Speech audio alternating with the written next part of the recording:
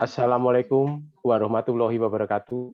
Waalaikumsalam warahmatullahi wabarakatuh. Terima kasih kepada teman-teman rekan-rekan yang tergabung dalam Paguyuban Kapang Rinoso yang pada malam hari ini telah hadir di pertemuan digital yang diadakan setiap malam Selasa Legen, tapi untuk baru kali pertama ini untuk pertemuan kita dilaksanakan secara virtual karena pandemi yang begitu panjang. Untuk sepanjang tahun ini kita belum bisa bertemu karena situasi yang tidak memungkinkan. Pada malam hari ini saya selaku host mengucapkan selamat datang kepada para peserta pertemuan digital malam ini yang pada malam hari ini akan mengambil tema peran atau mongso yang akan disampaikan. Narasumber yang pertama adalah rekan kita yang sangat kondang di kampungnya karena memang beliau itu kelompok wayang kampung sebelah yang tentunya terkenalnya di sebelah kampungnya ya. Kemudian untuk pembicara kedua seharusnya kita mendatangkan seorang dosen dari Fakultas Pertanian karena pada hari ini berhalangan, maka nanti kita akan ganti dengan yang lain yang kemungkinan akan secara dadakan untuk menampilkannya. Untuk moderatornya kita akan panggil, kita undang. Sebenarnya untuk moderator pada hari ini adalah Rendra Agusta karena beliau juga berhalangan hadir. Untuk penggantinya kita undang Saudara Dinding yang merupakan alumni dari Fakultas Sastra. 96 Pak D. Angkatan 96. Oke. Untuk mempersingkat acara ini, jalannya acara ini, kita langsung saja mulai untuk diskusi pada malam hari ini. Kami serahkan sepenuhnya kepada moderator untuk memulai acara ini. Silakan Saudara Dinding. Terima kasih Pak D. Dwi Saswito atas waktu yang diberikannya. Sebelumnya saya ingin memperkenalkan diri dulu. Mohon maaf Ibu dan Bapak. Saya mohon izin sebentar memperkenalkan. Nama saya Dinding Sugiantoro. Saya dari alumni angkatan 96. Suatu kehormatan ini pada malam hari ini saya diminta untuk menjadi moderator untuk menggantikan Dik Rendra yang meskipun angkatan di bawah saya, tapi saya sangat mengagumi dan menghormati beliau karena kedalaman ilmunya juga sangat tinggi. Jadi ini merupakan kehormatan bagi saya menggantikan Dik Rendra. Untuk pada malam hari nanti kita akan diskusi mengenai Pranoto Mongso. Sekilas tentang Pranoto Mongso sendiri menjadi sesuatu hal yang banyak ya di dalam kosakata Jawa, mulai dari Mongso Kolo, ada Mongso Rumongso, Bisa Rumongso. Kemudian yang terakhir mungkin kita sering mendengar mongso ini menjadi sesuatu atau kata yang kayak semacam ya terserahlah kayak itu ya dengan istilah mongso budo. Bahkan ada lagunya ya wis mongso budo. Jadi suatu kepasrahan yang totalitas. Nah, nanti sebenarnya pada malam hari ini kita juga akan mengundang dari UNS dari Fakultas Pertanian Pak Kunto Adi ya, tetapi beliau berhalangan karena menghadiri pertemuan dengan Kementerian Pertanian. Tapi tidak apa, pada malam hari ini kita masih punya Kang Jideng Suparman yang saya yakin kedalaman ilmunya sangat luar biasa. Itu kita sering kali mungkin kalau mengikuti beliau di sosmednya, jadi beliau ini termasuk orang yang langka dan luar biasa. Jadi harus kita lestarikan, kita uri-uri dan kita sedikit mintai ilmunya gitu.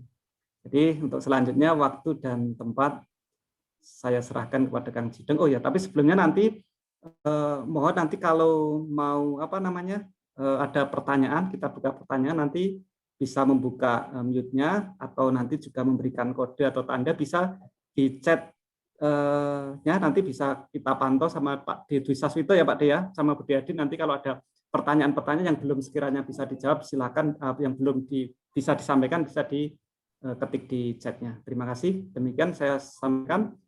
Untuk selanjutnya silakan Pak D. Jideng Suparman untuk waktu dan tempat saya serahkan. Monggo Pak D. Baik, matur nuwun. Assalamualaikum warahmatullahi wabarakatuh. Waalaikumsalam. Ngaturaken wilujeng, satu kehormatan bagi saya diberi ruang untuk berbicara pada malam hari ini. Ya terus terang ya agak nervous karena ini harus berbicara di hadapan para pakar-pakar, tapi nggak apa-apa karena saya kulino ngawur. Jadi ya terima kasih pada Mbak Adit khususnya terutama yang sudah mempercayai saya untuk jadi pembicara. Supaya berbicara tentang Pranoto Mongso, baiklah untuk menggemeni wanci ala wayang kampung. Menggeni wanci saya langsung akan berbicara tentang Pranoto Mongso, di mana Pranoto Mongso yang saya kasih judul sebagai struktur kalender.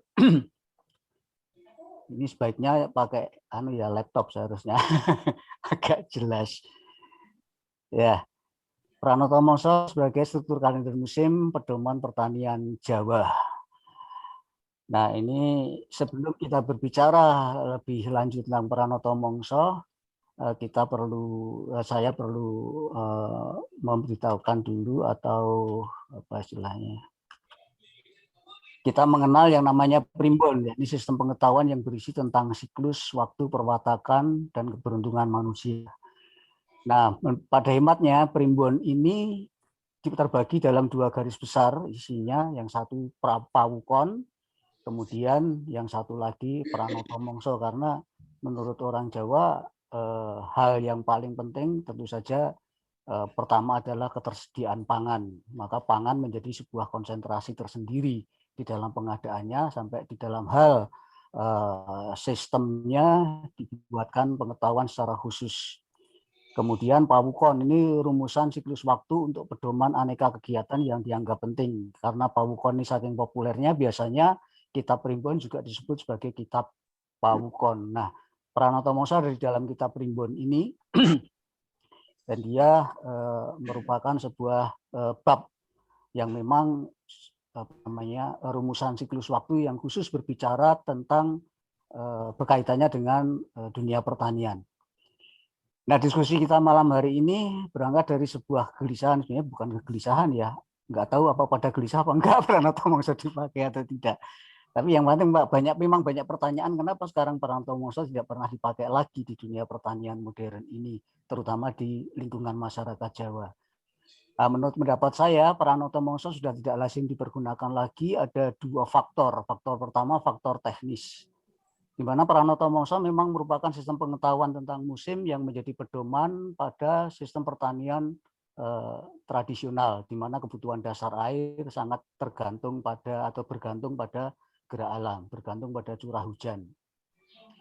Kemudian yang kedua, sistem pertanian modern dengan kemajuan teknologinya manusia dapat mengelola sumber daya air, dapat mengatur keberadaannya sedemikian rupa sehingga kebutuhan dasar air tidak lagi sepenuhnya bergantung kepada gerak alam. Ini merupakan salah satu faktor kemudian mengapa Pranoto Mongso ditinggalkan, ya banyak ditinggalkan karena memang Pranoto Mongso lebih kepada bagaimana beradaptasi dengan gerak alam, terutama dalam hal ketersediaan air yang dibutuhkan untuk tanaman.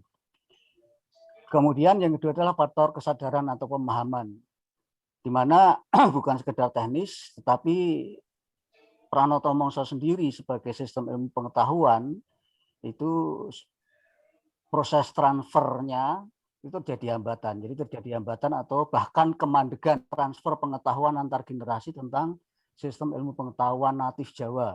Jadi bukan hanya Pranoto Mongso, hampir seluruh sistem pengetahuan natif Jawa ini semuanya terhenti, tidak terwariskan kepada generasi berikutnya, terutama di masa kini. Nah, ini yang kemudian menyebabkan Pranoto Mongso kemudian semacam raib gitu ya. tidak dipakai lagi. Kemudian yang berikutnya, karena memang pemahamannya kurang, maka kemudian berkembang asumsi bahwa siklus musim sudah berubah, yang sering diungkap dengan kalimat mangsane wis ora ajeg. Nah, maka Pranoto Mongso dipandang sudah tidak lagi relevan. Biasanya bulan segini hujan loh, biasanya Januari hujannya tuh deras sekali, kok ini tiba-tiba nggak ada hujan, berarti ini musim memang sudah berubah. Biasanya begitu yang sering kita dengar.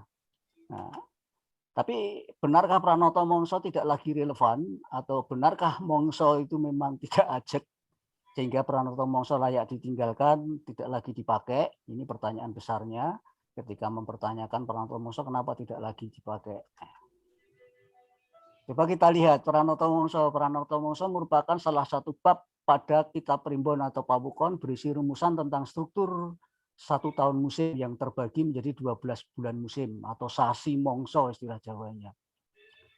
Jadi ada mongso, ada sasi mongso sebagai pedoman kegiatan pertanian. Nah, pada hematnya Pranoto Mongso dapat dimaknai sebagai kalender kecil. Jadi yang dianggap sudah tidak relevan tadi sebenarnya ketika kita melihat Pranoto Mongso sebagai kalender kecil.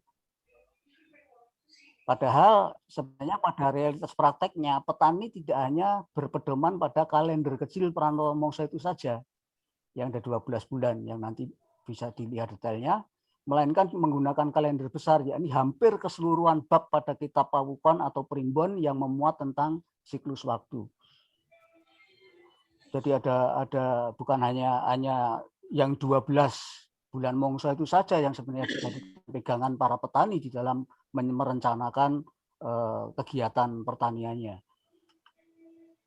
Nah, di sini sebenarnya Pranoto Mongso sebagai kalender kecil itu berposisi sebagai pintu masuk menuju ruang pertimbangan yang lebih luas dan detail, yakni keseluruhan rumusan kategori siklus waktu dari kurun terpanjang windu hingga kurun terpendek hari. Karena berkaitan dengan musim ini sebenarnya salah satu fungsinya rumusan-rumusan siklus waktu itu adalah sebagai prediksi, alat prediksi kondisi musim yang akan datang. Kira-kira tahun depan curah hujannya tinggi atau rendah. Itu orang Jawa juga ada alatnya untuk memprediksi itu. Nah, jadi maka sebagian dari kategori siklus waktu tersebut berfungsi sebagai alat prediksi kondisi musim yang akan berlangsung setahun ke depan, utamanya berkait dengan volume curah hujan. Nah, sebenarnya kalender besar itu meliputi keseluruhan penggolongan siklus waktu yang ada di dalam sistem pengetahuan kalender Jawa. Ada windu, tahun, mongso, sasi, wuku, dino, bahkan kalau untuk perhitungan yang lain ada yang bersifat jam atau yang disebut sebagai sangat. Nah, windu ini yang tadi sebagai prediksi kondisi alam ke depan sekitar bukan hanya setahun, tetapi kira-kira 8 tahun yang akan datang ini kira-kira kondisinya seperti apa? Situasi alam, situasi kehidupan ini seperti apa? Sebenarnya melalui windu juga bisa dilihat atau diprediksi. Nah, ini seperti kejelasan sebelumnya perlu saya sampaikan bahwa yang saya pakai ini adalah kitab Pawukon, sumbernya adalah dari kitab Pawukon susunan dari Pakubuwono VII. Nah, di sini windu yang terbagi ada 4, jadi per windu adalah 8 tahun, yang satu windu adi yang artinya tegese linweh wateke akeh pembangunan anyar, artinya dalam 8 tahun itu akan banyak muncul desain-desain bangunan baru, kurang lebih begitu.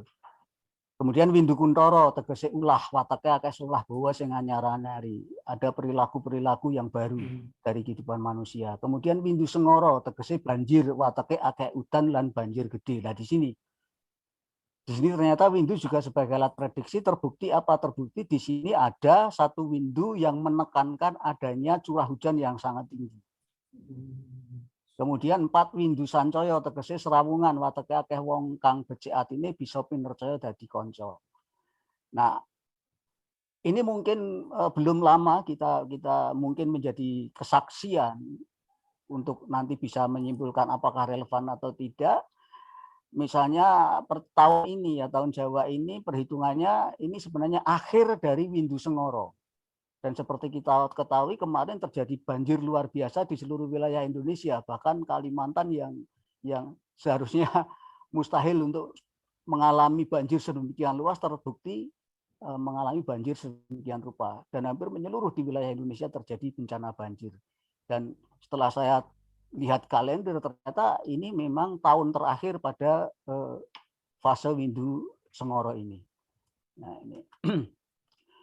Kemudian tahun-tahun yang dipakai pertanian bukan Ali B dan sebagainya itu, tapi ada tahun tersendiri yang dipakai sebagai prediksi curah hujan ke depan, yaitu yang ada jumlahnya ada 7, di mana tahun ini untuk memprediksi musim atau curah hujan, penentuannya adalah tanggal 1 Suro jatuhnya hari apa. Jatuh hari Jumat, itu disebut sebagai Sukro Minangkoro, artinya tahun urang, angel banyu. Nah ini kenapa tahun urang yang berada di air kok angel banyu? Karena udang itu suka berada di air yang jernih. Air yang jernih hanya ada saat pada musim kemarau. Jadi itulah mengapa tahun urang. Kemudian kalau tanggal 1 Suro jatuh dari Sabtu, itu disebut sebagai tumpak mendo, tahun kambing. Jadi ini angel banyu. Jadi curah hujan sangat kecil. Dite Kalobo dari Minggu, tahun Kelabang, angel banyu.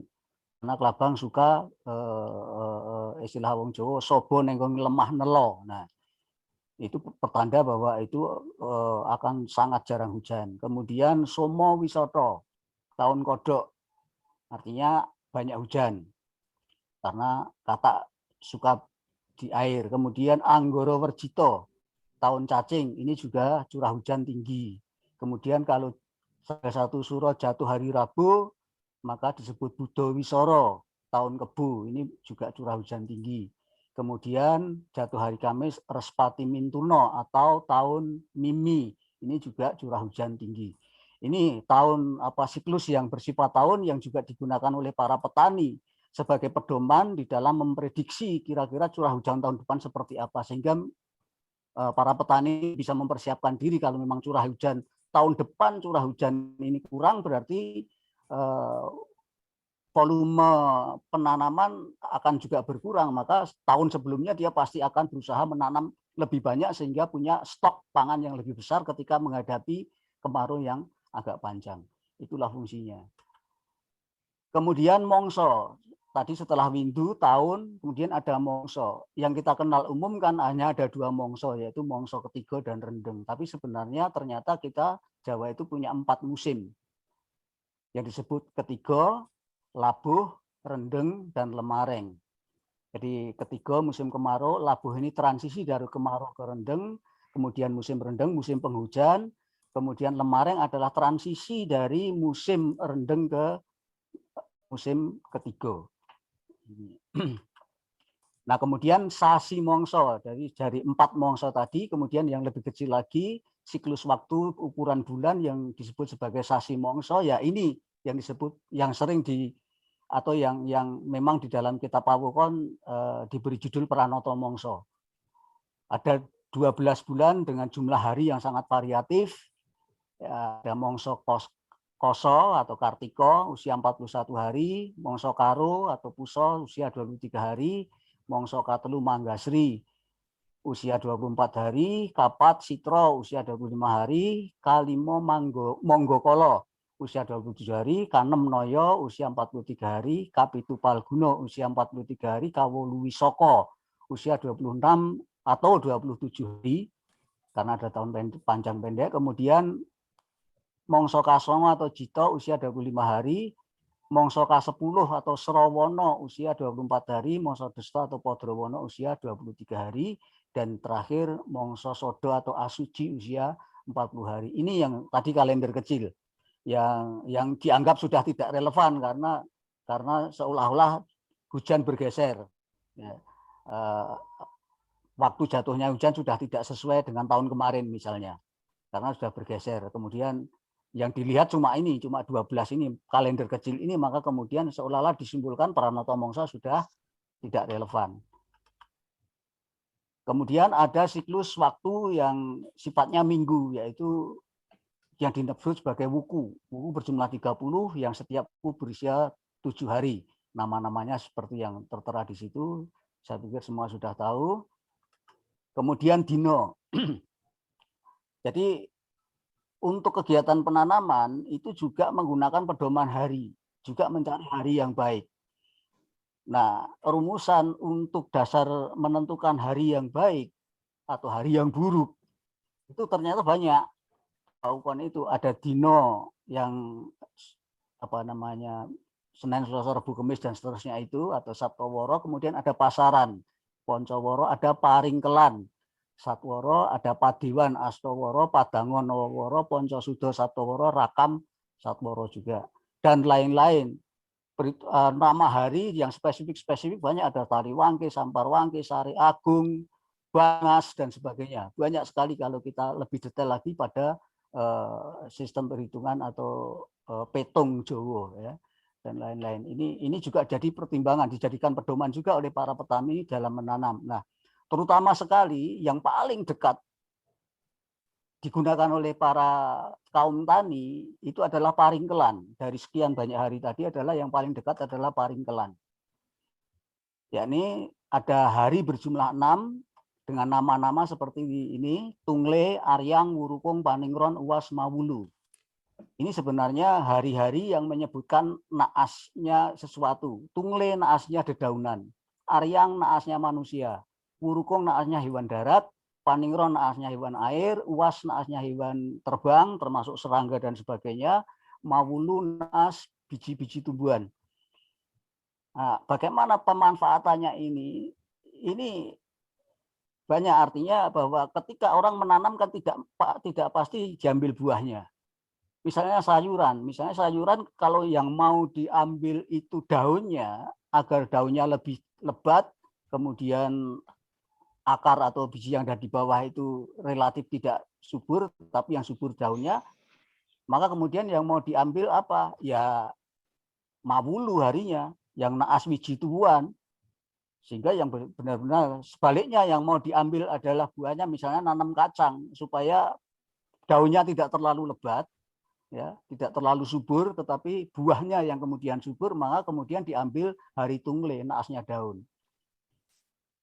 Nah, demikian juga menanam padi, maka biasanya yang di hama terbanyak bagi para atau bagi tanaman itu adalah serangga. Itu termasuk kategori hewan iber-iberan.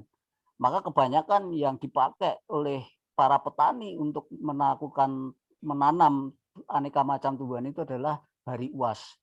Maka sering kita dengar di kalangan pedesaan para petani sering menamai ini sebagai wasringkel. Karena paringkelan itu, ringkel itu artinya naas, jadi wasringkel merujuk pada was itu penting karena itu naasnya serangga, ringkel yang perlu dihindari karena itu naasnya manusia, yaitu ringkel jalmo, atau istilahnya aryang itu disebut sebagai ringkel jalmo juga. Nah, ini yang sering dihindari untuk kegiatan segala macam, terutama juga pertanian. Misalnya wurukung, misalnya ada kasus, ya, sawah ada di pinggiran desa. Nah, hewan darat yang di kampung itu banyak sekali, atau mungkin banyak ancaman-ancaman hewan darat. Maka kemudian justru tidak mengambil Uas, tetapi ketika ancaman lebih besar dari hewan darat, maka petani akan memilih hari yang jatuhnya pada wurukung, supaya tanamannya terhindar dari serangan hewan darat. Nah, itu kurang lebih begitu pemanfaatannya. Nah, dari keterangan atau data-data deskripsi tentang siklus waktu di atas, ditarik kesimpulan bahwa sesungguhnya sejak awal mula memang berlangsung ketidakajekan kondisi musim di setiap tahunnya. Namun tetap dalam bingkai ketidakteraturan yang berlangsung secara teratur. Ini istilah saya sendiri, karena saya nggak ngerti istilah yang benar apa, tapi ada ketidakteraturan yang berlangsung secara teratur atau siklus. Ya kan, maka tadi dibuatkan ada tahun tumpak mendo, ada di TK Lobo, Sumo Wisoto, Anggoro Werjito dan sebagainya tadi, bukti bahwa memang sejak dulu ya curah hujan setiap tahunnya itu tidak ajek. Ada yang besar, ada yang kecil, ada yang sedang dan seterusnya. Jadi sebenarnya itu sudah terjadi sejak lama, sejak masa dulu memang tidak pernah yang namanya musim itu dalam 1 tahun itu selalu sama aja, tidak pernah. Kemudian yang kedua, Pranoto Mongso dalam pengertian kalender besar tadi ini merupakan semacam institusi BMKG-nya masyarakat Jawa, Badan Meteorologi, Klimatologi dan Geofisikanya Jawa ya sebenarnya Pak Wukon ini tadi, kalender besar tadi atau primbon tadi. Itu BMKG-nya masyarakat Jawa. Jadi sebenarnya Pranoto Mongso yang sering dikatakan sudah tidak relevan ya saya kembali saya katakan sebagai Pranoto Mongso sebagai kalender kecil tadi. Kemudian dari pengamatan empiris dapat dikatakan bahwa rumusan Pranoto Mongso dalam pengertian kalender besar cenderung masih relevan dengan masa sekarang. Ya paling tidak kesaksian yang saya sampaikan tadi. Mungkin penjenengan semua juga sering mengamati ya, oh tahun ini curah hujan ketika dibuka kalender, oh ternyata ini jatuhnya tahun kerbau misalnya kayak begitu. Itu bisa dilihat. Kemudian yang keempat, rumusan sistem pengetahuan Pranoto Mongso memang produk era mitologis yang disusun berdasarkan pendekatan intuitif dan atau ilmu tinten. Justru sekarang ini menjadi tugas generasi sistem ilmu pengetahuan modern untuk menemukan kejelasan dan kebenarannya secara ilmiah. Jadi sebenarnya saya sangat menunggu sekali pembicara dari Fakultas Pertanian, karena saya dulu kalau nggak salah di tahun 2008 juga pernah membantu tesis seorang Pak Sarjana UI meneliti Pranoto Mongso dan saya penelitian lapangan di Jatipurno, Wonogiri. Dalam penelitian ini saya menemukan satu buku kajian tentang Pranoto Mongso secara ilmiah yang kalau nggak salah oleh A.L. Indro Wuriatno, itu salah satu dosen pertanian di UNS juga kalau nggak salah. Nah sebenarnya ini bisa untuk mengkonfirmasi secara ilmiah sebenarnya kebenaran dari Pranoto Mongso yang saya kata-kata di kalender besar itu seperti apa. Ya kira-kira begitu saja dulu sebagai pemantik supaya tidak terlalu panjang omongan saya, nanti bisa diperdalam lagi dan sekaligus ini saya sebatas sebagai pemantik karena saya bukan ahlinya, hanya sekedar sedikit tahu saja. Nanti mohon yang lebih paham, lebih tahu untuk bisa lebih menyempurnakan apa yang telah saya sampaikan. Kalau memang ada yang keliru, mohon bisa diluruskan. Demikian, terima kasih Mas Moderator, monggo. Ya, terima kasih Pak Dijideng, luar biasa Pak pengantar yang disampaikan oleh Pak Dijideng tadi, mulai dari Pranoto Mongso dalam bingkai yang besar, kemudian sampai pada bingkai yang kecil pada sangat tadi ya, naas harinya tadi. Ini menjadi diskusi yang menarik. Mudah-mudahan nanti kita akan saling share masing-masing pengalaman ya, kalau ada nanti kita bisa share dan kita bisa diskusi. Monggo untuk waktu selanjutnya mungkin ada diskusi, ada pertanyaan, silahkan.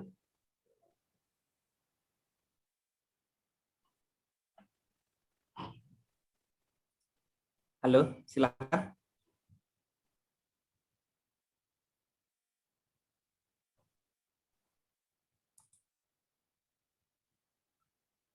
Kalau belum ada, saya dulu. Nggih, monggo, Pak D.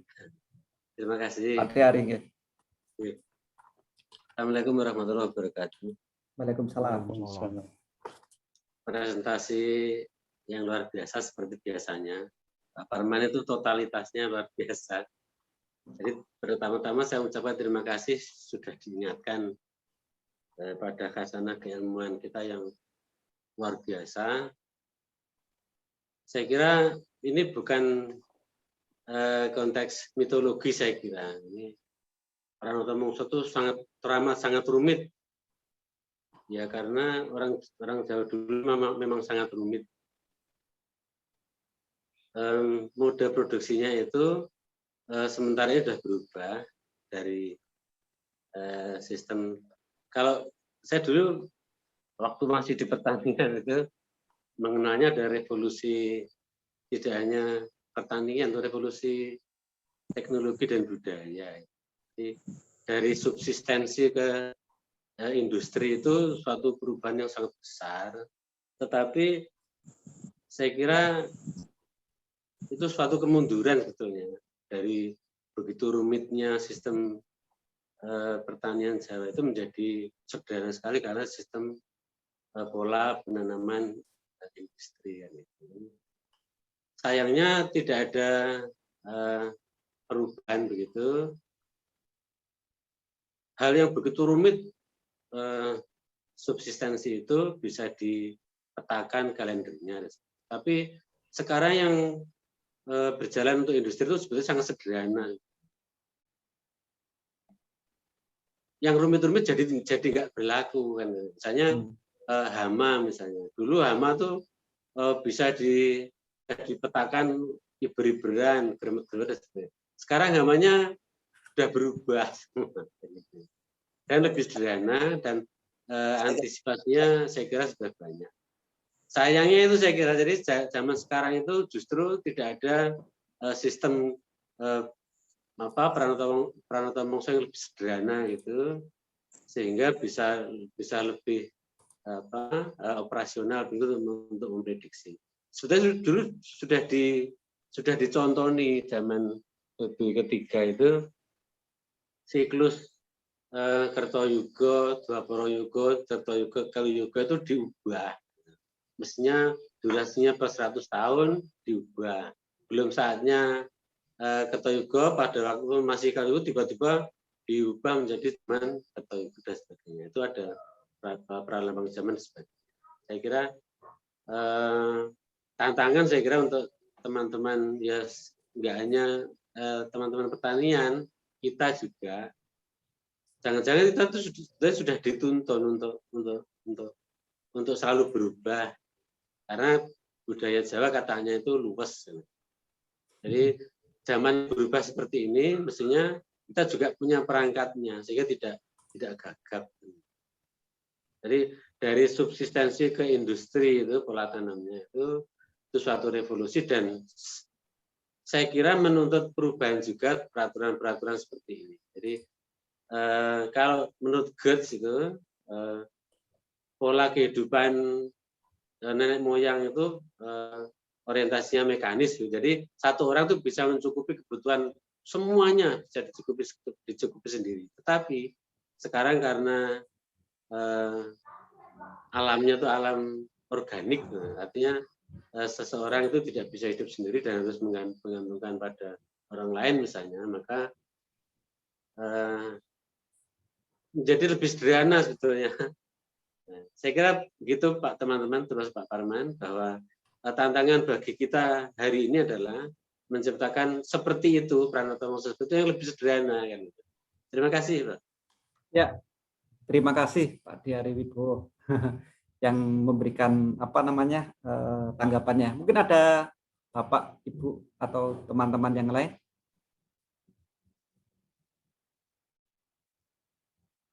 Lebih pada harapannya Pak Diari Wibowo tadi.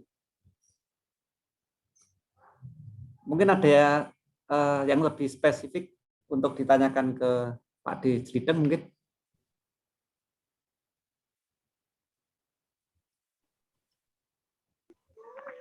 Ya, saya juga ingin bertanya. Ya, silakan Pak D. Pada Pak Dedang. Ini loh, anggap saja saya sebagai orang awam ya, dalam arti masyarakat luas yang tidak paham dengan Pranoto Mongso itu tadi. Kita lihat lingkungan kita sehari-hari, seperti cuaca sekarang ini aja ya, kita di bulan Juni ini aja sudah, maksudnya hujannya deras, masih ada musim hujan gitu. Padahal kalau kebiasaan biasanya kalau bulan-bulan seperti ini kan musimnya musim kemarau ya. Nah, kadang orang-orang atau masyarakat itu berkata, apa ini salah mongso gitu lah. Nah, maksud saya gini, kita sebagai orang awam, bagaimana misalnya yang lebih ahli itu bisa menjelaskan secara luas kepada masyarakat bahwa ternyata orang Jawa itu mempunyai suatu perhitungan ya atau Pranoto Mongso itu. Jadi kita tidak apa istilahnya mengatakan bahwa ini salah mongso gitu ya atau bagaimana gitu. Nah, ini bagaimana sebagai seorang ahli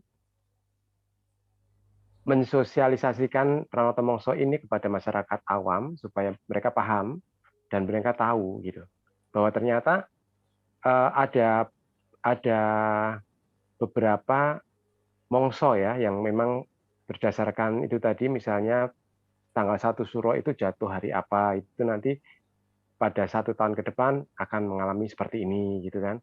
Itu kan seperti Ititan ya, jadi Titan masyarakat Jawa Titan.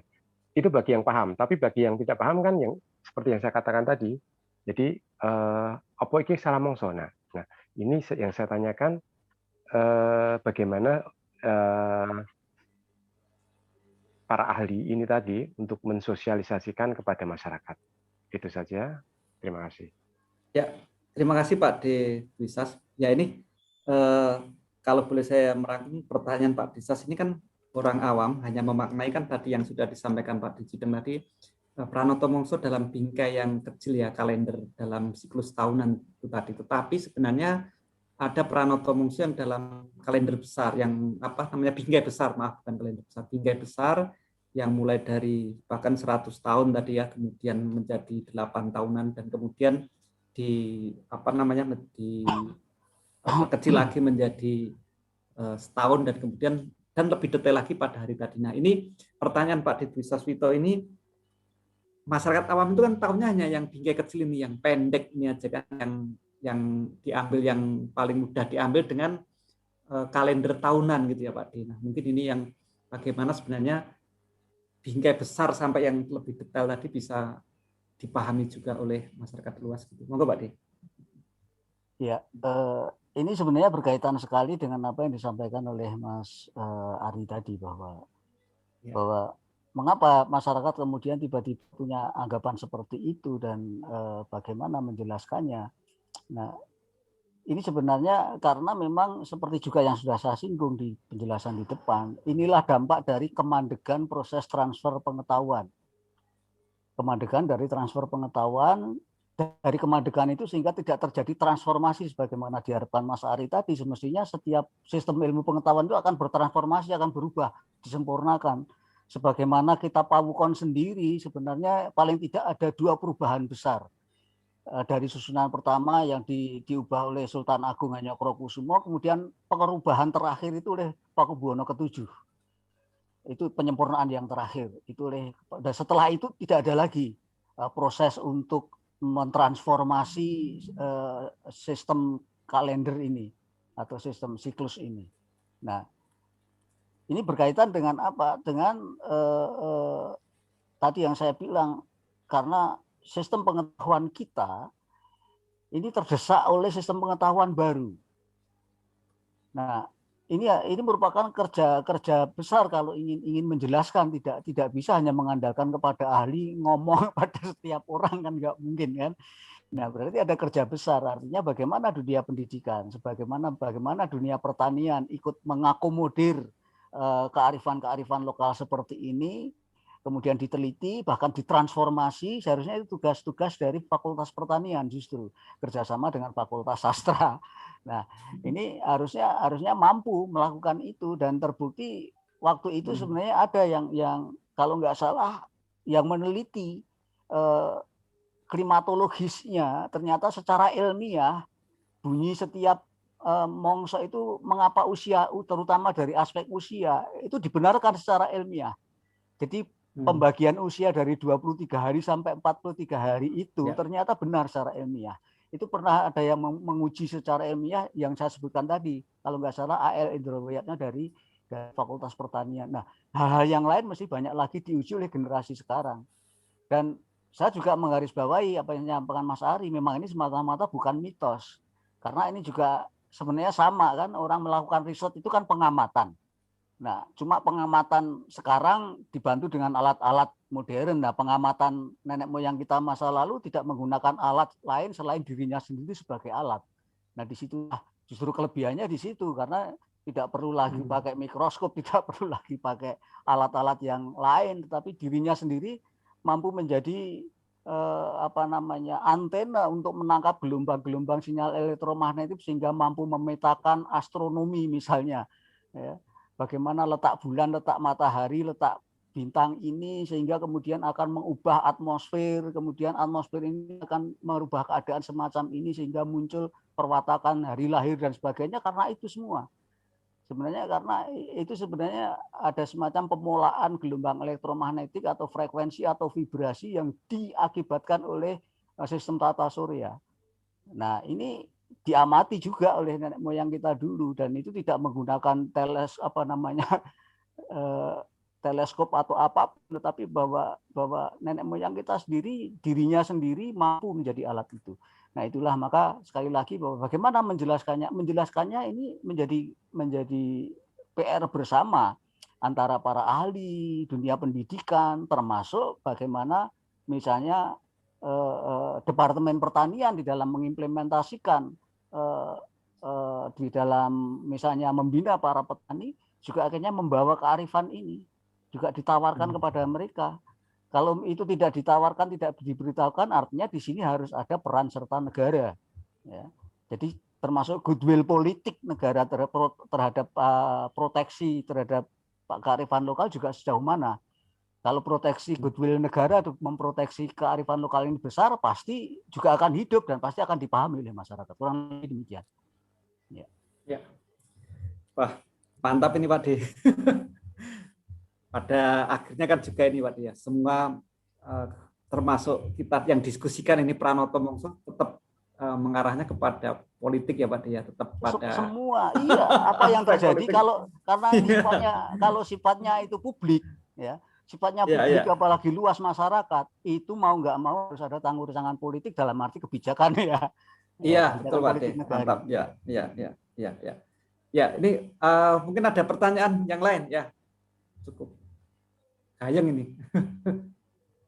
Mas Bara atau Pak D Bara ini tadi mau buka mute-nya. Silakan Pak D, mau komentar atau pertanyaan Pak D. Pak D Bara Wisnu. Derek mawon, derek. Ada pertanyaan kah? Mas, itu di kolom message banyak pertanyaan. Oh, banyak pertanyaan di chat ya. Iya, oke. Nah, sebentar. Banyak sekali nih Pak D. Saya coba lihat dulu ya. Atau ini sambil yang ada pertanyaan dulu. Maksud saya yang mau disampaikan secara langsung sebelum ke message. Boleh ikut nimbrung Pak Dinding?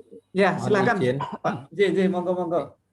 Assalamualaikum warahmatullahi wabarakatuh. Waalaikumsalam. Ini sampai hari ini itu kalau kita menelusur ke arah masa lalu, saya nyebut ya tetap masa lalu karena generasi sebelum saya, generasi sebelum bapak saya, sebelum generasi bapak-bapak kita, bahkan yang sekarang ini persentase orang yang masih memang memiliki kepedulian, dalam arti bukan hanya peduli, kalau peduli itu berarti sudah teramat sangat punya care, yang masih mengenal saja, sampai dengan misalnya mungkin yang paling ringan di lidah kita, di orang Jawa paling ringan dengan istilahnya hari pasaran, dengan yang nyebut paing, pon, wage, kliwon, dan lain-lain itu aja memang sudah menjadi sangat-sangat riskan. Bahkan ada beberapa sampai dengan generasi tertentu atau kelompok tertentu yang menyebut kalau menggunakan sebutan hari-hari itu sampai dengan ada istilah ke arah hal-hal yang dikaitkan dengan dunia spiritualitas, artinya dengan keagamaan, keyakinan, dan lain-lainnya.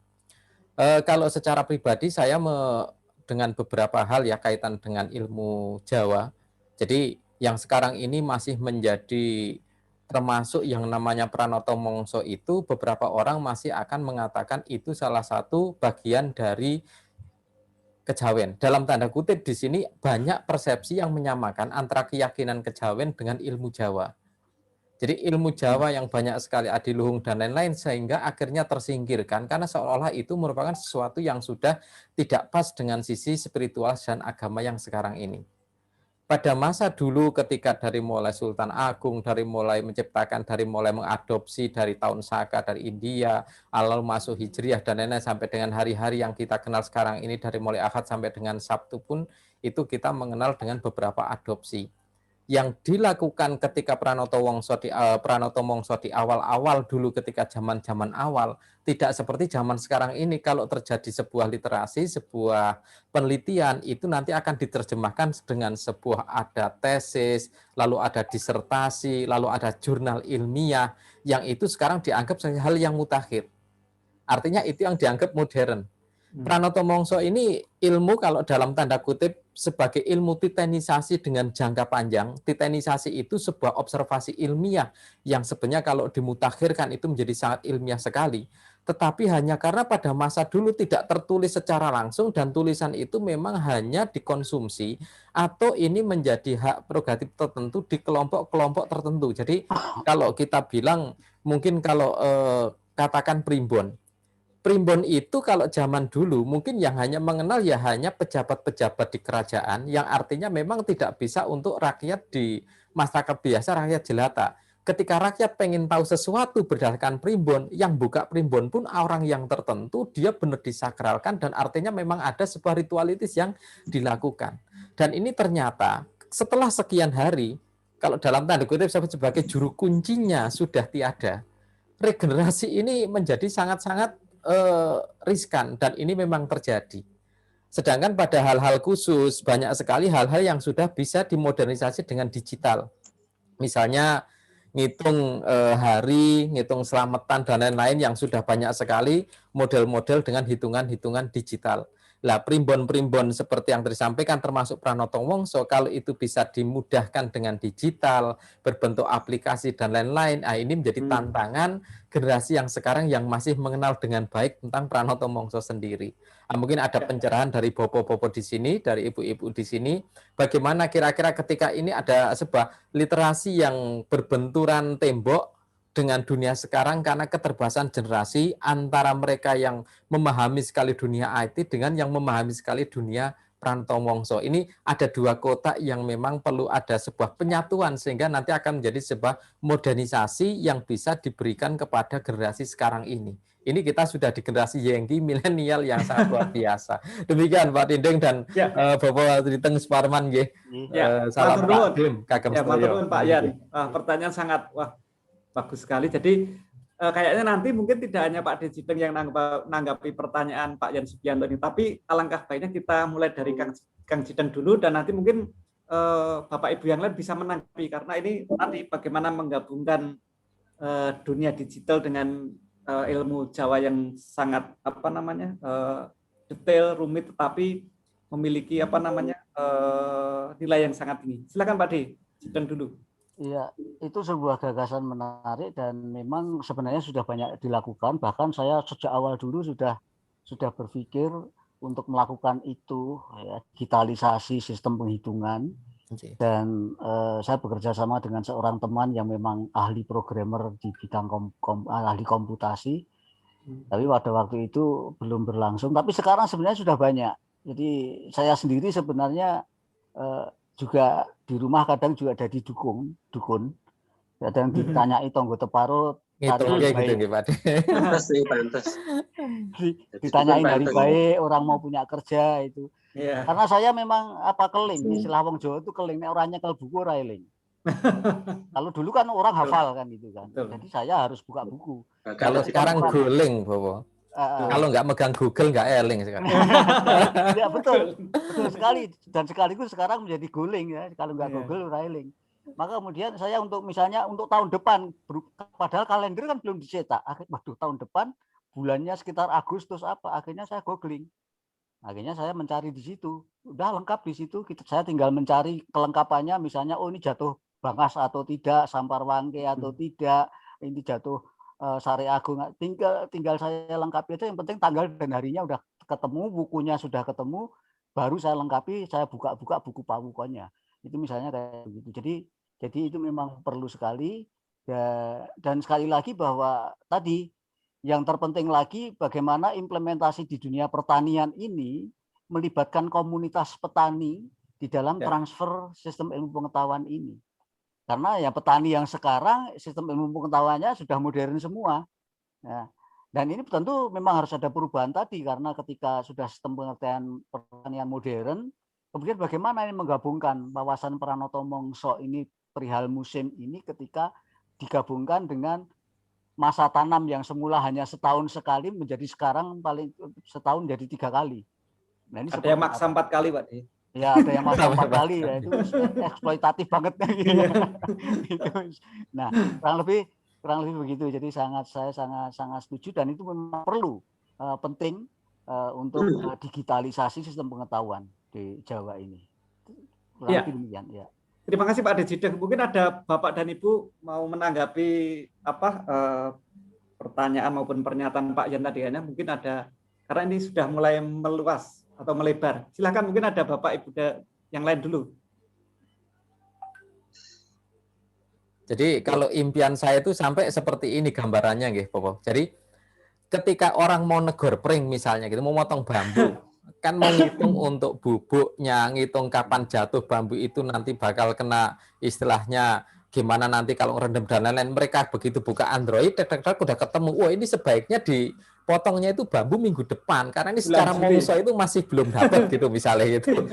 Nah termasuk ketika orang mau nebar benih ikan, mau nebar benih ayam, karena ada hitungan secara mongso yang memang itu sangat berkait sekali. Di Pranoto Mongso itu kan sangat terkait dengan ilmu perbintangan, ilmu gravitasi bumi, ilmu cuaca, dan itu memang sangat luar biasa. Yang membuat itu menjadi seolah kuno sebenarnya kalau bagi saya, itu karena teknologi yang sekarang itu belum bisa membuktikan secara sahih apa yang sudah ditemukan orang-orang Jawa dulu. Sehingga mereka tidak sampai ilmunya. Itu yang saya sebutkan sekarang ini cara teknologinya. Sekarang kita bayangkan, kapan orang montraktor, begitu montraktor, buka handphone dulu, buka Android, masuk di app, begitu app, ini dataran seperti ini, di mongso seperti itu, kan cocok nggak buat di traktor sekarang, karena kira-kira nanti nek tanah dinggurke setelah traktor 3 hari atau 4 hari, baru bisa ditanemin, dan pas tanemnya itu mongsone pas pura, kira-kira gitu. Jangan-jangan tiba wereng, tiba kan seperti itu, ya, gitu. Bahkan sekarang ada ini tadi selain eksploitasi sampai bagaimana 4 kali, karena belinya itu kan tukon mongso, jadi mongso ini setahunan, jadi tuku sawah atau tuku lahan yang itu tahunan, sehingga kan harus dikejar bagaimana supaya 4 kali hasilnya panen produktif lah gitu. Jadi bagaimana ini dikejar. Nah ini kan juga kadang-kadang ya itu tadi eksploitasi tadi ya Pak. Nah terkait dengan waktu, kadang-kadang pertanyaan sekarang juga tergantung kepada yang melakukan, yang longgare kapan. Nah, akhirnya kan ilmu tersebut kan tidak dipakai. Wong yang tanam padi bisanya hari Kamis kok, selain hari Kamis dia ada rewangan, ada jagong. Nah ini kadang-kadang yang terjadi benturan-benturan gitu Pak di lapangan begitu, terkait dengan petani misalnya Pak.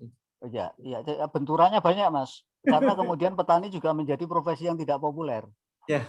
Nah ini yang kemudian mengurangi mengurangi penambah atau kuota pertumbuhan jumlah tenaga tani. Ya. Nah, berbeda kalau petani ini kita angkat derajatnya menjadi lebih prestisius ya. Ini misalnya seperti masa lalu ya petani itu unggulan, maka sampai ada orang pengen dadi mantu itu ora mantune camat, ora mantune bupati, ning mantune wong sabuk galem. Wah. Kan di masa lalu begitu. Iya. Karena petani prestisius, karena memang benar-benar siapa punya kaya akan sawah dia benar-benar luar biasa. Nah sekarang ini yang direndahkan ini, petani yang dilumpuhkan ini dengan kapitalisme yang berusaha menguasai potensi di pasar di Indonesia ini yang kemudian tantangan tersendiri bagaimana supaya kemudian ketika petani atau pertanian ini menjadi sebuah profesi yang prestisius, yang punya nilai lebih, tidak dianggap sebagai paling rendah. Sekarang kan seolah-olah bertani itu sudah profesi paling rendah kan begitu. Nah image semacam ini juga harus dirubah sehingga banyak generasi kemudian tertarik, tidak lagi menjadi buruh di pabrik atau dimanapun, tetapi bagaimana mereka tertarik terjun kembali ke sawah. Saya justru khawatir, mungkin 10 tahun lagi, 20 tahun lagi, sawah itu sudah nggak ada orang. Karena generasi petani sudah habis, sementara generasi muda di bawahnya sudah hilang. Karena anak petani, mayoritas tidak bercita-cita lagi jadi petani, pasti mereka mau jadi yang lain. Ini problem juga, kan begitu. Ini yang perlu dipecahkan ketika kita berbicara tentang petani, kemudian bagaimana implementasi Pranoto Mongso dan lain sebagainya. Nah ini wadahnya, ini manusianya ada enggak? Wadah manusianya ada enggak? kemudian lingkungan yang mendorong bagaimana wadah itu mau menyerap, ada enggak? Kurang lebih begitu. Tapi kaitannya dengan yang ditanyakan tadi Pak Yan tadi tentang digitalisasi gimana Pak Denny? Bagaimana ini juga bersanding dengan teknologi untuk membuat Pranoto Mongso ini menjadi lebih populer gitu di zaman sekarang itu? Ya, itu kan memungkinkan sekali kan ya, wong algoritmanya jelas kok. Ya, gampang itu sebenarnya dibuat. Cuma persoalannya tadi Mas, dibuat untuk apa ketika tidak ada yang mengerjakan sawah. Kan itu kan? Persoalannya kan ada di situ. Nah, kemudian bagaimana ini dibuat untuk apa ketika tadi wong le nandangi sok nek ngenteni selo, contoh hasil. Ya kan? Kan berarti tidak ada gunanya juga digitalisasi. Maka tadi saya katakan digitalisasi ini penting sekali dan harus, kalau saya menyesuaikan dengan perkembangan kemajuan teknologi, tapi ada persoalan yang lebih krusial lagi, ini manusianya ada enggak ini nanti petani ini. Jadi di situ, maka saya tadi minta goodwill dari pemerintah atau goodwill kebijakan politik negara, bagaimana memproteksi, mengangkat kembali dunia pertanian ini menjadi lebih prestisius, bukan lagi profesi terendah. Sehingga anak-anak petani ini tidak kemudian kepengen jadi A, B, C, D sama sekali moh yang sawah. Nah itu loh, seperti itu. Ini yang sangat yang lebih penting untuk ini, apalagi bonus demografi kita yang luar biasa ini. Sangat sayang sekali ketika justru penduduk semakin besar tetapi yang ke sawah semakin kecil. Ini kan ironis banget. Padahal kita negeri agraris katanya, ya kan?